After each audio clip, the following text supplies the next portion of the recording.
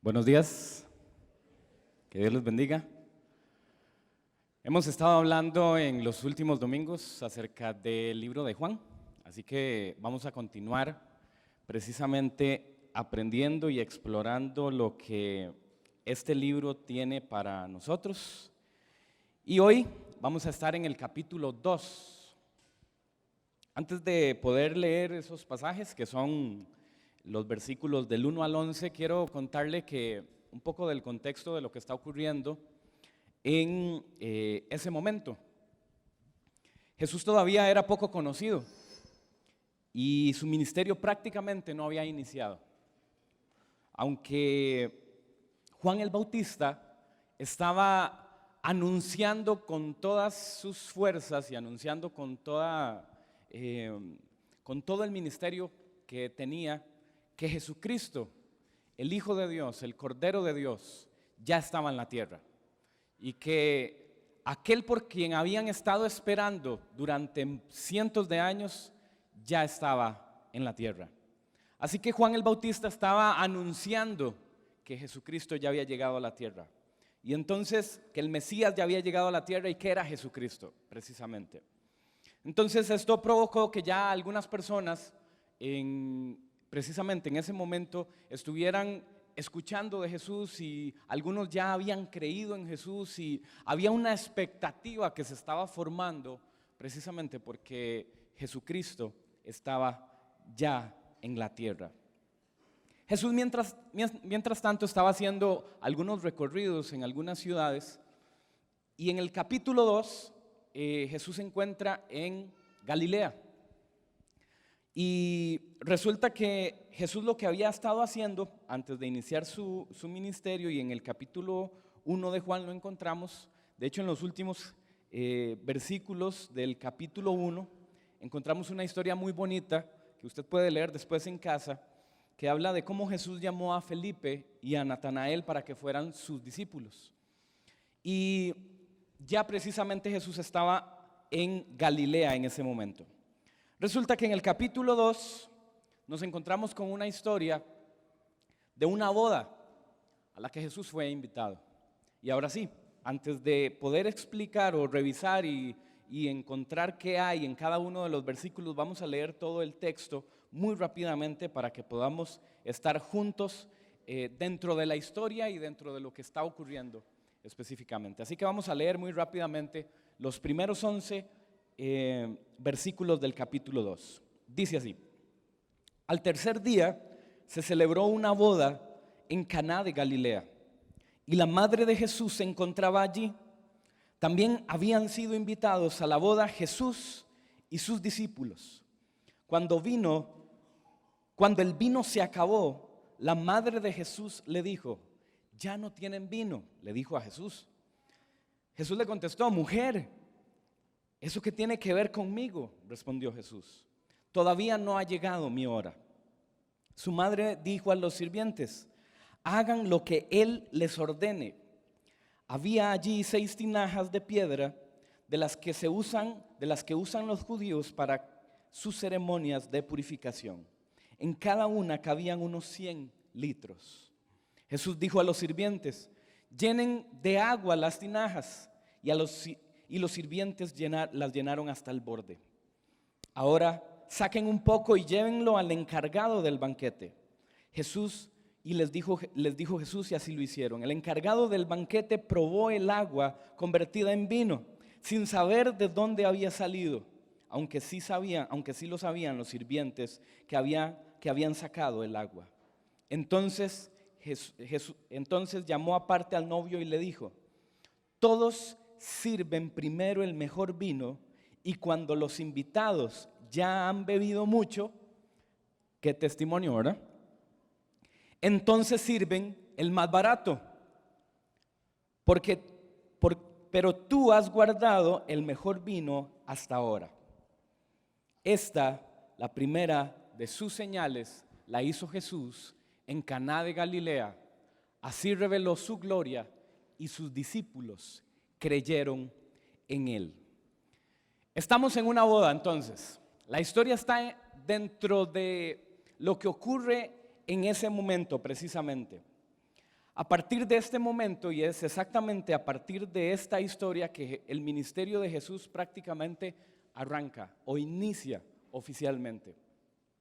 Hay un antes y un después de esta historia, porque las personas conocieron el poder del Señor, específicamente desde esta historia. Las bodas, déjeme contarle que las bodas en aquel entonces eran diferentes a las que conocemos hoy en día. Había un compromiso previo de algunos meses, y entonces el pueblo, las familias sabían que había una celebración, que pronto iba a haber una celebración. La celebración de una boda en aquel entonces era un evento público que se extendía por días. Se dice que podían durar hasta una semana. ¿Qué le parece? Se compartía, lo que ocurría era que se compartía en diferentes casas. Entonces primero la boda iniciaba en la casa quizás de la novia o del novio o de algún familiar, y allí se compartían algunos discursos y se hablaba de cómo, de la alegría por la celebración y demás. Y entonces cada día iban cambiando de casa, pero en algún momento había un gran banquete.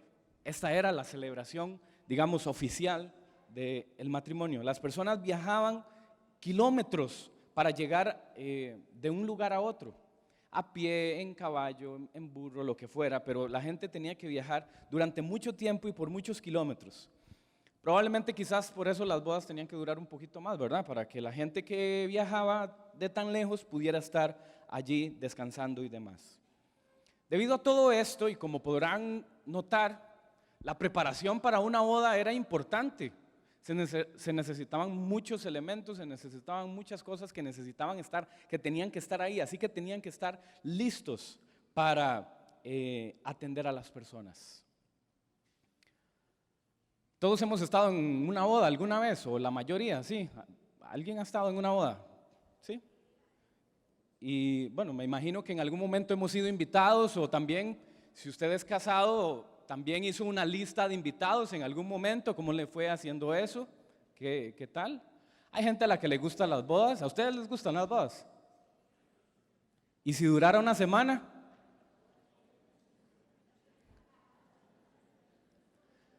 Le voy a confesar algo. Si las bodas duraran una semana, yo no sé qué haría con mi esposa. Cuando nosotros nos invitan a una boda, Carla, mi esposa, me habla de lo que se va a poner un mes antes. Bueno, para cualquier boda un mes antes, yo sé que hay que comprar ropa, ¿verdad? Aunque al final quizás ni compre, pero ella está en eso. Yo no me imagino cómo podría ser si duraran una semana. De verdad el Señor tiene misericordia de mí. Precisamente en ese tema, por lo menos, el Señor tiene misericordia de mí. Vamos a los versículos, por favor. El versículo 1 y 2. Estamos hablando de el invitado, y probablemente usted ya sabe por qué. Versículo 1 y 2 dicen: al tercer día, cuando dice al tercer día, se refiere a que Jesús había estado ya durante 3 días en Galilea. Al tercer día se celebró una boda en Caná de Galilea. La madre de Jesús se encontraba allí. También habían sido invitados a la boda Jesús y sus discípulos. Hay todo tipo de invitados en las bodas, ¿verdad? ¿Les parece? Hay algunos invitados que prometen que sí van a llegar, porque es una reunión muy importante y nunca podrían perderse una celebración como esa. Generalmente, algunos de estos no llegan, a pesar de que promete que van a llegar. También están los que no tenían que llegar y esos sí aparecieron. Algunos van a las bodas porque hay comida gratis, seamos sinceros. Podría ser interesante eso también. Pero también están los que realmente aprecian a la familia, aprecian a los que se están casando y bueno, les gustaría participar de esa celebración tan importante. Un día de estos conversé con un señor que me dijo que él no se acuerda del día que se casó.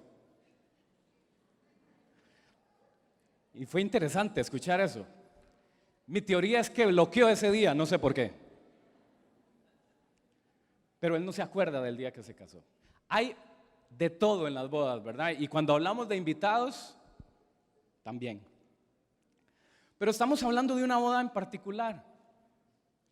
Una boda que tenía un invitado especial. Que tenía un invitado que cualquiera de nosotros hubiera deseado cuando nos casamos que ese nombre apareciera en la lista de invitados. ¿A quién no le hubiera gustado que el día que se casa Jesús estuviera presente? Esa boda ya estaba garantizada porque la persona más importante que ha puesto los pies en la tierra estaba presente en ese lugar. Ya solo eso es impresionante. Ya solo eso es algo de lo que usted y yo podríamos aprender. Jesús estaba invitado. La historia no dice por qué estaba allí. No tenemos las razones. Probablemente María, su mamá, Jesús, los discípulos eran conocidos de la familia, de la pareja que se estaba casando. Y entonces probablemente por eso era que estaban invitados. Pero Jesús estaba en la boda. Y esto es algo que me recuerda a mí lo importante que es que en los momentos trascendentales de nuestra vida no olvidemos tener a la persona más importante presente en nosotros. Todos tenemos diferentes etapas en la vida. Algunas son etapas alegres, algunas son etapas dolorosas, algunas son etapas de prueba. Todos atravesamos diferentes situaciones en la vida, algunas de mucha alegría por ejemplo, una boda puede ser una de esos momentos importantes en la vida. Cada una de esas etapas que usted y yo vivamos, tenemos la oportunidad, tenemos la posibilidad de tomar en cuenta que Jesús podría estar ahí. No solo podría, usted y yo debemos de saber que para que nos vaya bien, Jesús debe estar presente en nuestra vida todos los días. No solo, y no estoy hablando de religión, yo no estoy hablando de religiosidad, estoy hablando de que Jesús tiene el poder para transformar la vida de las personas. Y estoy seguro que aquí hay mucha gente a la que el Señor le cambió la vida. Usted y yo somos ejemplo, somos testimonio de lo que Dios puede hacer en la vida de una persona. ¿Tenemos a Jesús invitado en nuestra vida? Porque esa es la primera invitación que podría hacer alguien hoy. La primera invitación que usted, si fuera necesario, podría hacerle a Jesús es la de habitar en su vida, de invitarlo a su corazón. Y que Él se convierta en la persona que le ayude a dirigirlo, a dirigirla. Yo no sé si le pasa, pero yo me equivoco todos los días, constantemente. A veces con el pensamiento, a veces con lo que digo, a veces con lo que hago. Y le aseguro que el Señor me ha ayudado para que por lo menos cada día peque un poquito menos, ¿verdad? Todos estamos en ese proceso, con la ayuda y la dirección del Señor. Tenemos como invitado principal a Jesús en nuestra vida. El versículo 3, por favor. Resulta que algo ocurrió, algo grave ocurrió. Cuando el vino se acabó, la madre de Jesús le dijo, es decir, a Jesús, ya no tienen vino. Y eso era grave. Era necesario que para la celebración hubiera vino. Y entonces la madre de Jesús hizo algo, María hizo algo importante. Cuando notó que esto se podía complicar, entonces María se preocupó. Tal vez eran personas cercanas a Jesús y a la familia, y entonces María no quería que esta boda, que esta celebración saliera mal, que terminara mal. Pero algo importante estaba haciendo falta en ese momento, y entonces María tuvo un sentido de urgencia. Había que hacer algo, había que tomar alguna decisión. El vino era importante como tradición, no solo para acompañar la comida, sino que también se utilizaba para para la digestión y también es más, quiero mencionarle que en alguna ocasión Pablo le recomendó a Timoteo tomarse un poco de vino para que le ayudara en problemas digestivos que él tenía. Primera de Timoteo 5:23 lo dice.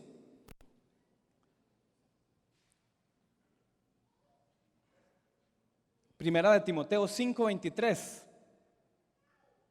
No sigas bebiendo solo agua, toma también un poco de vino a causa de tu mal de estómago y tus frecuentes enfermedades. Entonces, este es un ejemplo de que utilizaban el vino para más que una fiesta, sino que para ellos era importante porque les ayudaba en su digestión.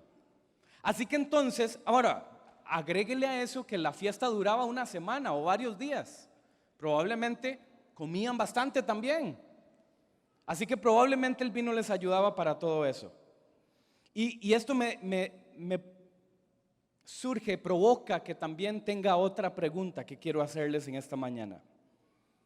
Como a ellos en la boda, ¿alguna vez a usted se le ha acabado algo importante en su vida para continuar? ¿Alguna vez? ¿Motivación? ¿Fuerza? ¿Pasión por servir al Señor? Es más, ¿alguna vez se ha sentido tentado o tentada a abandonar al Señor porque se le acabó el amor? Algunos lamentablemente recuerdan cuando eran recién convertidos y amaban servir al Señor y estaban involucrados y venían todos los días, estaban temprano en los cultos, estaban deseando que iniciara la adoración y conforme fue pasando el tiempo, eso se fue disminuyendo, eso se fue apagando, eso se fue acabando. A todos nos puede pasar porque seguimos siendo humanos. Eso es normal si se quiere así, si se quiere pensar así. En algún momento nos puede pasar, como en la boda, a ellos se les acabó algo importante que necesitaban para continuar. Yo quiero invitarle a que usted y yo recordemos que el Señor quiere que usted y yo le amemos durante toda nuestra vida, que le busquemos, que estemos con Él, que nos acerquemos a Él durante toda nuestra vida. Y entonces, como María, a veces se nos puede apagar, se nos puede acabar el fuego, se nos puede acabar la pasión por servir al Señor. Puede ocurrir en un trabajo también, puede ocurrir con una relación familiar también, que usted lo ha intentado y a lo mejor eso no va para ningún lado, entonces se acaba lo que provocó que iniciara esa relación. Puede ocurrir, pero ¿qué vamos a hacer? Es la pregunta. ¿Qué vamos a hacer? María se preocupó. Y ella dijo, hay que hacer algo. Y se acordó que Jesús estaba presente. Y la mejor idea que podía tomar en ese momento era ir a hablar con Jesús y decirle, tenemos un problema. Nos está ocurriendo lo siguiente. María conocía a Jesús, sabía que Él podía hacer algo. Los demás no lo conocían, pero María había concebido a Jesús por medio del Espíritu Santo. Sabía que Él era la respuesta para ayudar en ese momento. Tenemos que hacer algo en el momento que sintamos que se está apagando algo en nuestra vida. Tenemos que hacer algo. Yo no sé qué puede ser. Lo que tal vez ocurre es que muchas veces nos acostumbramos, ¿verdad? Y entonces dejamos de servir o dejamos de orar o dejamos de buscar al Señor y nos vamos acostumbrando y el problema es cuando vemos eso normal. Pero como María, usted y yo en este momento tenemos la siguiente recomendación: haga algo, no se conforme, que le aseguro que el Señor ha prometido que va a estar con nosotros todos los días hasta el fin del mundo.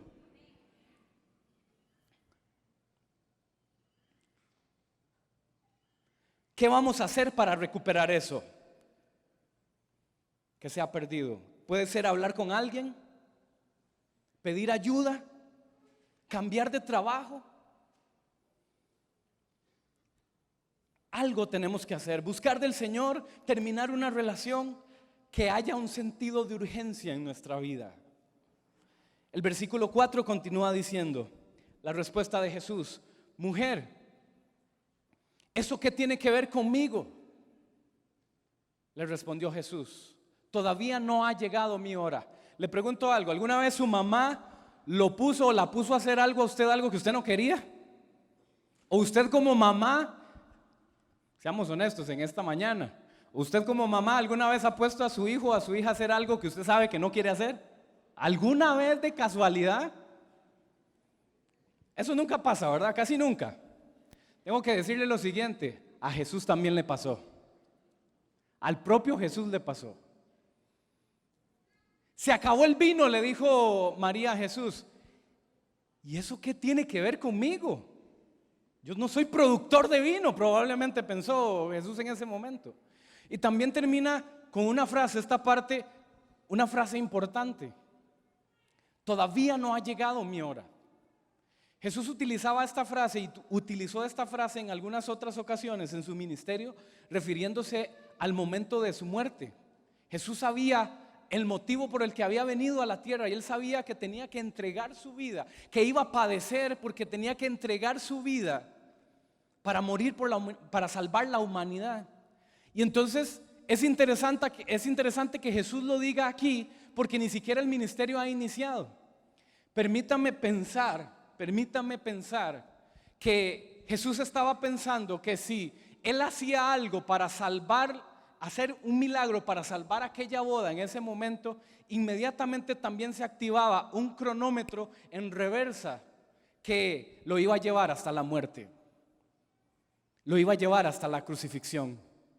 Así que probablemente Jesús está diciendo, todavía no ha llegado mi hora, porque él sabía que si demostraba lo que Dios podía hacer con él, si él demostraba el poder que tenía, la gente lo iba a seguir. La gente iba a saber que él era una persona diferente y al mismo tiempo sabía que su ministerio inmediatamente iba a iniciar.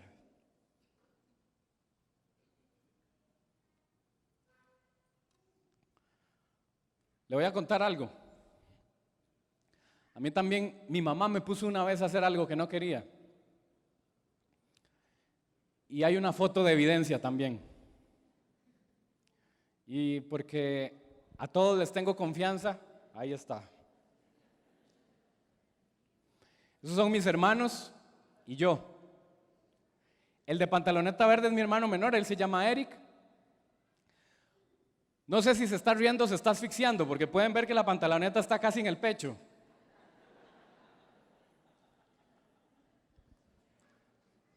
El de en medio es Johnny. Ya estamos sentados en orden por edad. Y Johnny era muy inquieto, así que probablemente esos ojos era de que ya estaba planeando alguna fechoría. Y yo tengo evidencia de que algún día tuve pelo. Esa foto me ayuda para eso. Y esa cara es de que no sé si estoy riendo o estoy llorando por la foto que nos están tomando en ese momento. Y no se asusten, en ese tiempo sí había sol. Lo que pasa es que yo no sé qué pasa ahí. Esa foto, yo no quería salir en esa foto, mi mamá quería que la tomaran y bueno, a todos nos ha pasado en algún momento que tenemos que hacer algo que nos pide nuestra mamá o nuestros papás. Listo, deje de estarme evidenciando aquí con la gente.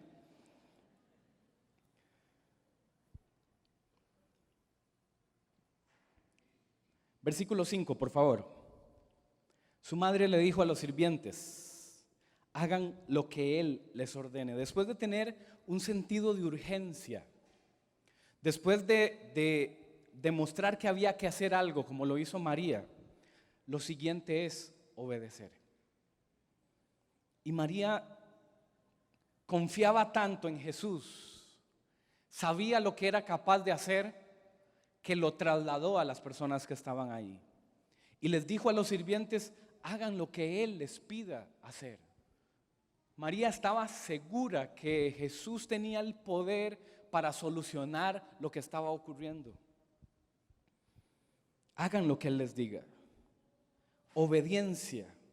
Cuando usted quiera solucionar algo en su vida entonces, porque se está acabando algo, después de tener el sentido de urgencia, después de saber que debe de hacer algo, salir de la zona de comodidad, salir de la zona de tranquilidad, lo siguiente que hay que hacer después de que usted hace algo, porque si usted busca a alguien para conversar, qué sé yo, a lo mejor un líder, un pastor, un consejero, un amigo de confianza, un psicólogo, no sé, la persona con la que usted haya conversado, a lo mejor le va a dar recomendaciones, le va a dar indicaciones. ¿Sabe quién más? La Biblia está llena de muchas recomendaciones que usted y yo podemos seguir para poder desarrollar aquello que a lo mejor se pudo haber apagado en nuestra vida. Cuando usted y yo sabemos qué hacer, entonces el sentido de urgencia no es suficiente. Lo siguiente es obedecer. Lo siguiente es hacer algo en obediencia. Al mismo Jesús le pasó, y durante todo su ministerio fue marcado precisamente por la obediencia y le llevó hasta la muerte. Eso lo dice Filipenses capítulo 2 y versículo 8. Y al manifestarse como hombre se humilló a sí mismo y se hizo obediente hasta la muerte, y muerte de cruz. El ministerio de Jesús fue un ministerio que fue marcado por su obediencia. Él sabía hacia dónde iba y aún así fue obediente, porque sabía que era la solución para usted y para mí, para la humanidad. Él sabía que tenía que atravesar este doloroso camino para llegar a la oportunidad de que usted y yo tuviéramos hoy esperanza de vida, esperanza de salvación. Jesús entonces fue obediente, aunque sabía que era doloroso lo que iba a vivir. Y yo tengo que decirle que a usted y a mí nos va a pasar. El proceso probablemente no sea fácil, y vivimos, le decía al inicio, que vivimos etapas en donde van a haber situaciones que nos van a doler, que nos van a lastimar, que nos van a golpear, algunas de ellas que nos van a herir profundamente. Pero si estamos viviendo bajo la voluntad del Señor, de acuerdo a la voluntad del Señor, le aseguro que es mejor atravesar esa etapa, porque si es en la voluntad del Señor, Él nunca nos va a dejar solos, Él nunca nos va a abandonar. Y tal vez usted en algún momento sienta soledad, o sienta tristeza, o sienta que ya no puede, pero quiero recordarle que la Biblia dice que Él está con nosotros, que Él ha prometido estar con nosotros todos los días, y que no nos va a dejar hasta haber cumplido lo que ha decidido para usted y para mí. Dele la gloria al Señor por eso.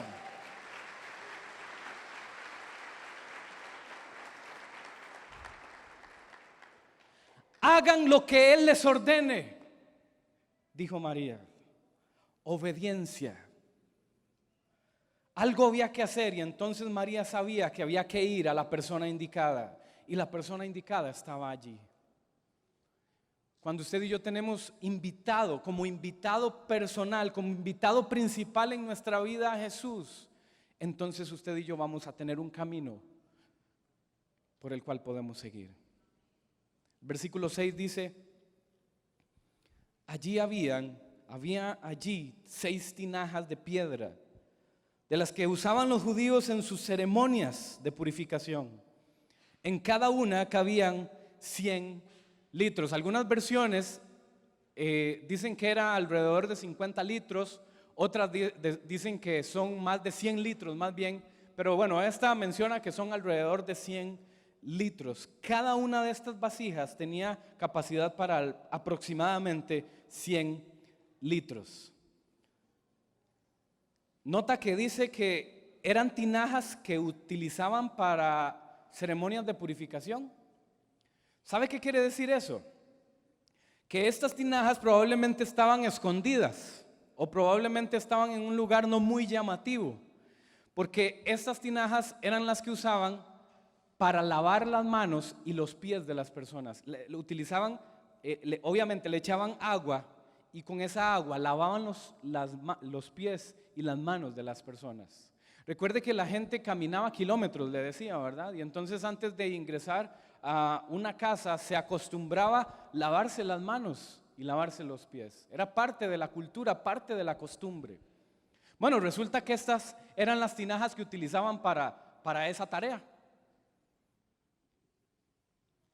¿No le parece interesante que Jesús utilizara eso para convertir el vino precisamente con esos recipientes? ¿No estaban ahí acaso las copas y los recipientes del vino que estaban utilizando? Sí estaban ahí, ¿no? Porque ya ellos tenían vino. Ahí habían recipientes para vino. Pero Jesús decidió, escúcheme bien esto, porque creo que esto es algo importante para todos nosotros. Jesús decidió utilizar algo sucio, porque ahí no dice que se hayan lavado. No dice que estaban sucias tampoco, pero lo que quiero decir es que la utilización de estos instrumentos era para tener agua prácticamente sucia ahí. Constantemente había agua sucia ahí.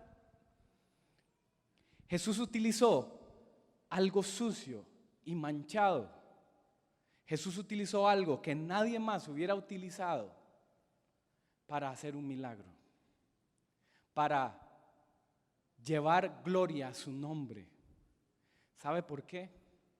Porque aunque la historia de esas tinajas no eran muy gloriosas, Jesús sabía que podía convertirlas en un instrumento para su gloria.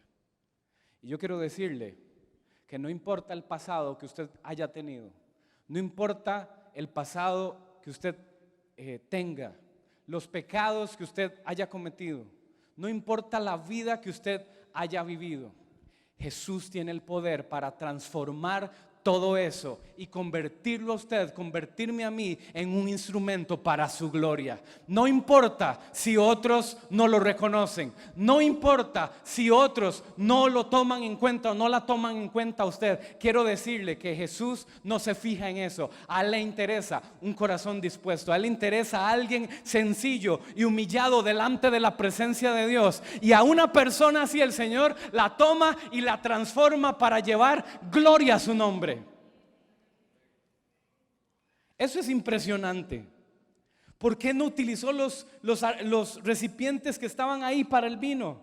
Porque Jesús quería demostrar que a él lo que le interesa es un recipiente en donde él pueda trabajar. Jesús puede transformar lo que sea.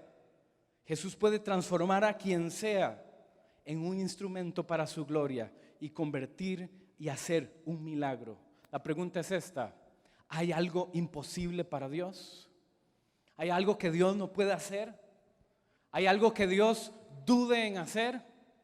Estoy seguro que Dios puede hacer lo que Él quiera de acuerdo a su voluntad. No importa la oración que usted esté haciendo, no importa la situación que usted esté viviendo, no importa el problema en el que usted esté, no importa la vida que usted tenga, le aseguro que Dios tiene el poder para transformar eso. Le aseguro que el Señor tiene el poder para cambiar las cosas. Y otros tal vez vean algo negativo, pero estoy seguro que Dios tiene pensamientos y planes de bien para aquellos que lo aman.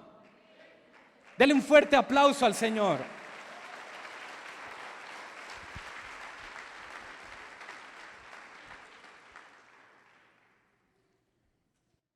Jesús le dijo a los discípulos en el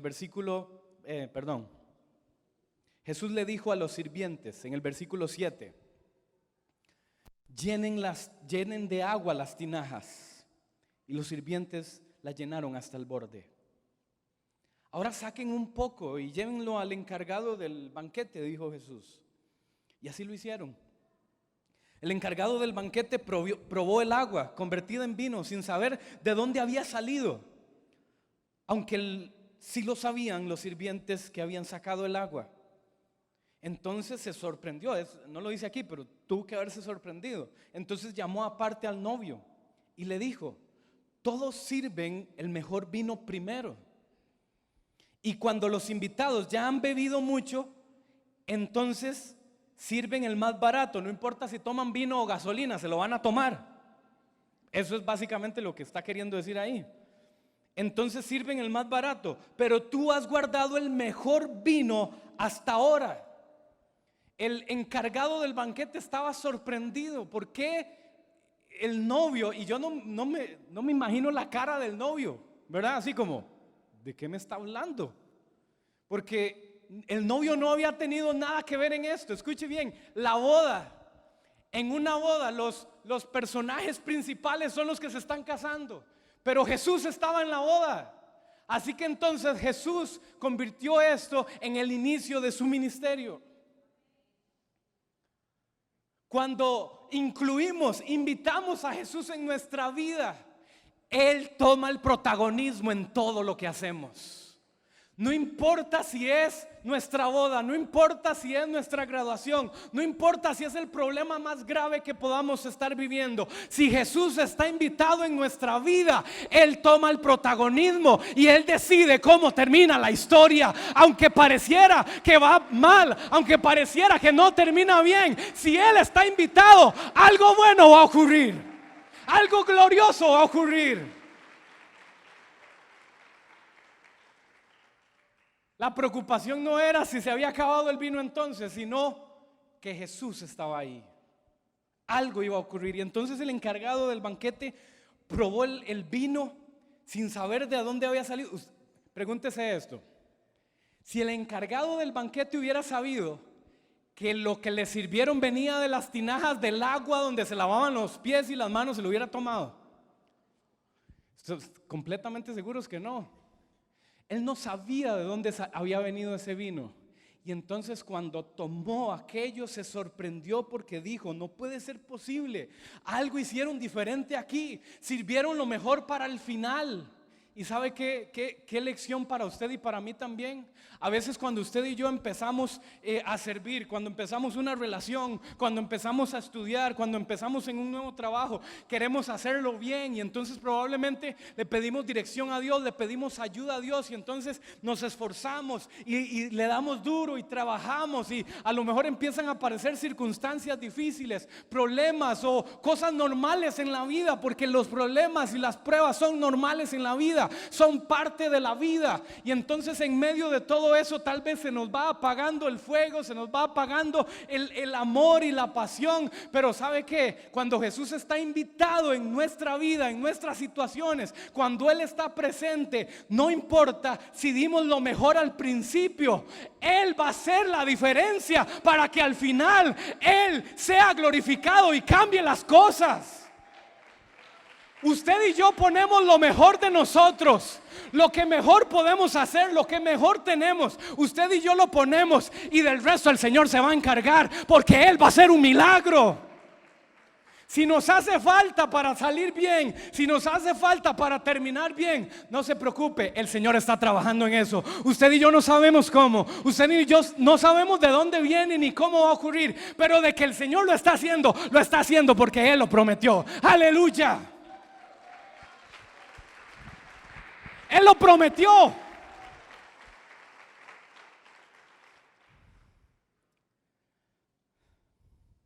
Pero tú has guardado el mejor vino hasta ahora. Jesús estaba demostrando que por estar invitado, lo mejor no había llegado. Y yo quiero decirle, para ir finalizando, que la promesa de Dios para usted y para mí, y yo deseo también creer con todo mi corazón que la promesa de Dios para esta casa es que la gloria postrera será mayor que la primera, y que el esplendor de lo que ha ocurrido no se compara con nada de lo que el Señor está planeando para los días venideros, para los meses venideros, para los años venideros. Yo no sé cómo le fue a usted al inicio de su ministerio, no sé cómo le fue a usted al emprender su negocio, no sé cómo le fue a usted empezando ese nuevo trabajo o queriendo estudiar otra vez. No sé cómo le fue, pero yo estoy seguro que lo bueno, lo mejor, la gloria postrera, lo que no hemos visto, lo que hemos esperado, lo que hemos orado, lo que hemos creído, lo que Dios ha dicho, todavía no ha llegado, no lo hemos visto y lo vamos a ver porque Él lo prometió. Y si Él lo prometió, aleluya, Él lo va a hacer, Él lo va a hacer, aleluya.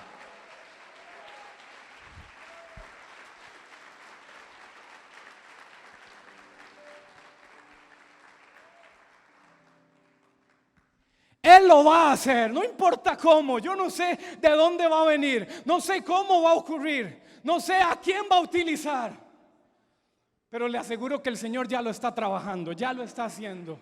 Puede que sea la otra semana, puede que sea en un mes, puede que sea un año. Mientras tanto, usted y yo estamos dando lo mejor que tenemos. Usted y yo estamos preparando lo mejor que podemos hacer. Estamos haciendo lo mejor que podamos hacer. ¿Sabe por qué? Porque usted y yo hacemos una parte y el Señor hace el resto. Usted y yo iniciamos, usted y yo empezamos y el Señor se encarga de terminarlo para la gloria de su nombre, porque eso es lo que Él ha dicho que va a hacer. Aleluya. Y los que hayan dicho algo negativo, los que hayan dicho algo que quieran destruir, que quieran dañar, que quieran lastimar, que quieran golpear, se van a sorprender de lo que el Señor va a hacer. Se van a sorprender de lo que Dios va a hacer, porque son más cosas buenas las que vienen. Son más cosas buenas. Es mejor una palabra de Dios que cualquier palabra de muchas personas. Es mejor una palabra buena de Dios que muchas palabras de maldición de alguien. El Señor lo va a hacer en su vida, en su familia, en su ministerio, en su trabajo, en su relación de pareja. El Señor lo va a hacer.